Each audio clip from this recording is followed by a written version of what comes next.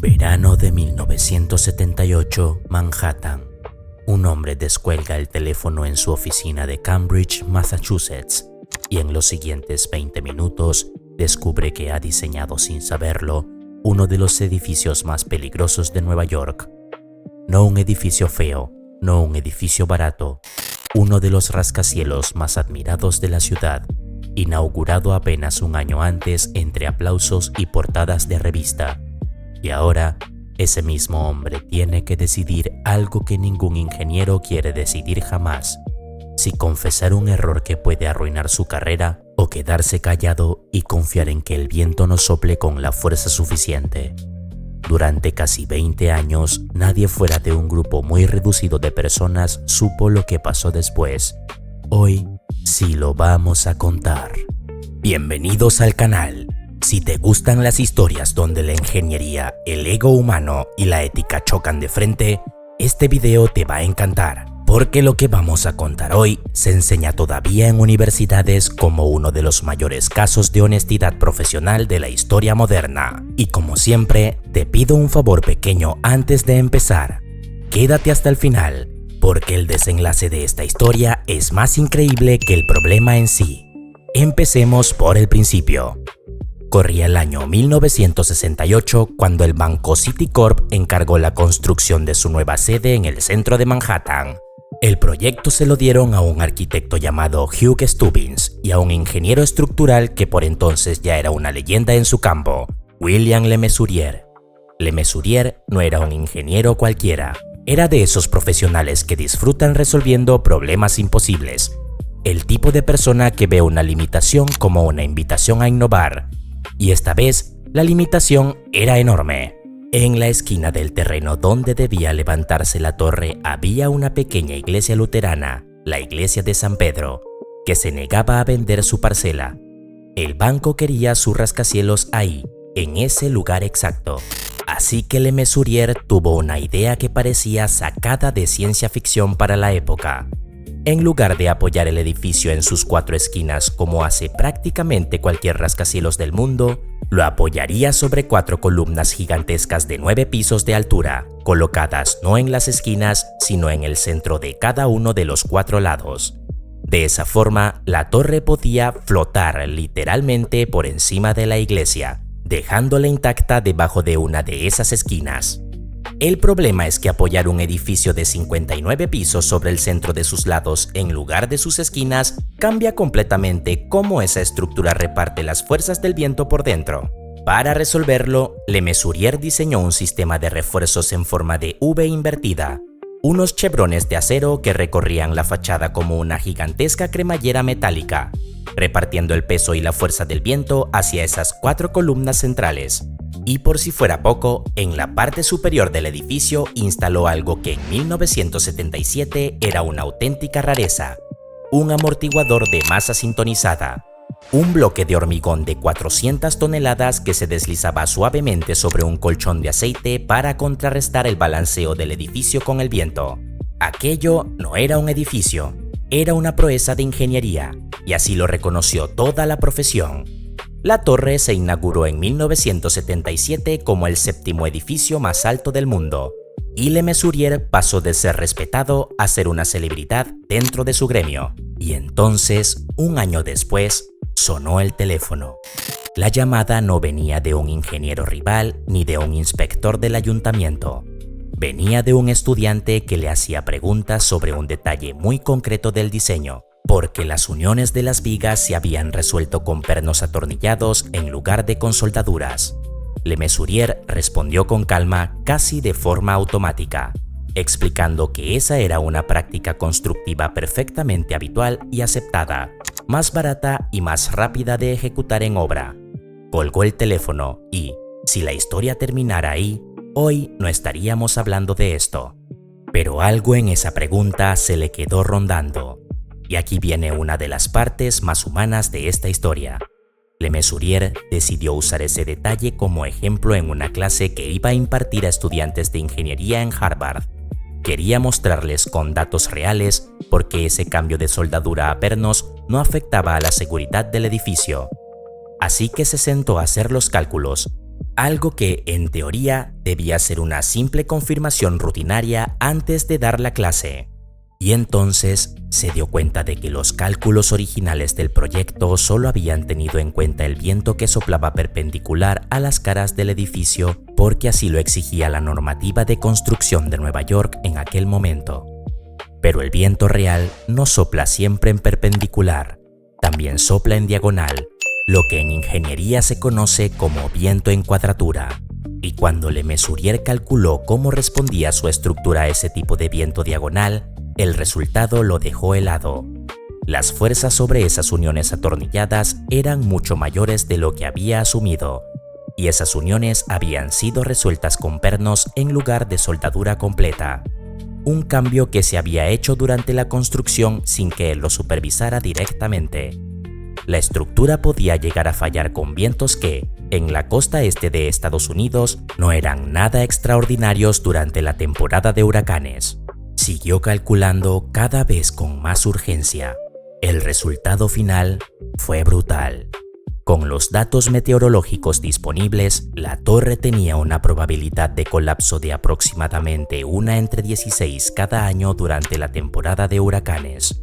Para ponerlo en perspectiva, los códigos de construcción normalmente exigen estructuras que resisten eventos con una probabilidad de fallo de 1 entre 700 o incluso menor. 1 entre 16 no es una cifra remota, es una cifra que debería quitarle el sueño a cualquiera. Y a Le Mesurier literalmente se lo quitó. Para entender por qué esto era tan grave, hay que entender un detalle que mucha gente no sabe sobre los rascacielos. No se diseñan solo para aguantar el peso de la propia estructura, sino sobre todo para resistir el viento. Un edificio de 59 pisos actúa como una vela gigantesca y toda esa fuerza lateral tiene que viajar hacia abajo, unión por unión, hasta llegar a los cimientos. Si una sola unión de esa cadena falla, no falla solo esa unión, falla el reparto de fuerzas de todo el piso. Y ese exceso de carga se traslada a las uniones vecinas, que a su vez tampoco estaban preparadas para recibirlo. Es un efecto dominó, y en el diseño original de Le Mesurier con soldadura completa, ese dominó nunca podía empezar. Con pernos en lugar de soldadura, sí podía. Y peor aún, el sistema de columnas centrales que hacía que el edificio pareciera flotar sobre la iglesia era precisamente el que dependía por completo de que esa cadena de uniones aguantara sin fisuras. Aquí es donde la historia deja de ser solo sobre acero y viento, y pasa a ser sobre una persona enfrentada a una decisión imposible. Le Mesurier tenía básicamente 3 caminos. Podía callar y confiar en que ningún huracán fuerte pasara por Nueva York ese año. Algo estadísticamente posible, pero que lo convertiría, en sus propias palabras, según se ha relatado después, en cómplice silencioso de una posible tragedia. Podía intentar arreglarlo en secreto sin decírselo a nadie, algo prácticamente imposible en un edificio de esa magnitud y ya ocupado por miles de personas.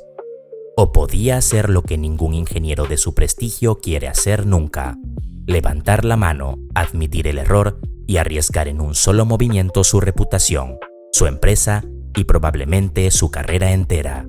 Eligió la tercera opción.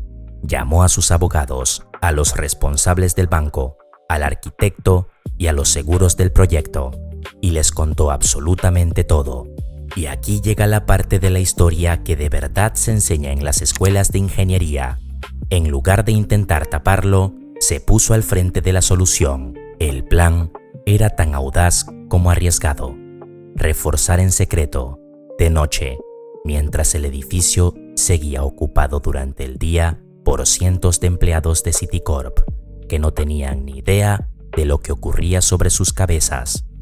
Cada noche, cuadrillas de soldadores subían por las escaleras y trabajaban hasta el amanecer, cubriendo con placas de acero soldado cada una de las uniones atornilladas más críticas de la estructura. Por el día, retiraban cualquier rastro visible de la obra para que nadie sospechara nada. Mientras tanto, un equipo en paralelo preparaba en absoluto silencio un plan de evacuación para varios cientos de miles de personas en un radio de 10 manzanas, Por si acaso, el peor escenario se cumplía antes de terminar los refuerzos. Se contrataron incluso servicios meteorológicos privados para vigilar huracán por huracán, cualquier tormenta que pudiera acercarse a la costa antes de que terminaran las obras. Y la temporada de huracanes de 1978 no fue tranquila.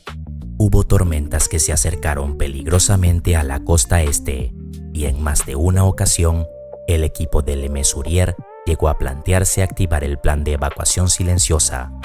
Pero cada vez, ya fuera por suerte, por el avance de las reparaciones o por ambas cosas, el peor escenario no llegó a producirse. Durante meses, un secreto que podía afectar a 200.000 personas se mantuvo dentro de un círculo muy reducido. El banco, los abogados, los ingenieros y muy pocos periodistas que llegaron a rozar la historia sin llegar a publicarla del todo. Las obras terminaron sin que la ciudad se enterara de nada. El edificio, hoy conocido como 601 Lexington Avenue, sigue en pie y sigue siendo uno de los skylines más reconocibles de Manhattan. La historia completa no salió a la luz hasta 1995, 17 años después, cuando la revista The New Yorker publicó un extenso reportaje sobre lo ocurrido. Para entonces, Le Mesurier ya llevaba años cargando con el peso de aquel secreto y decidió contarlo él mismo con todo detalle, incluidos sus propios errores de supervisión durante la construcción original. Y aquí está lo más curioso de todo. En lugar de destruir su carrera como él mismo temía que ocurriera, aquella confesión terminó reforzando su legado. Hoy se le recuerda no solo como el ingeniero que cometió un error, sino como el ingeniero que, al descubrirlo, eligió el camino más difícil y probablemente salvó cientos de vidas. Su caso se estudia en universidades de todo el mundo como ejemplo de ética profesional y ayudó a cambiar la forma en que se supervisan los cambios de diseño durante la construcción de grandes estructuras.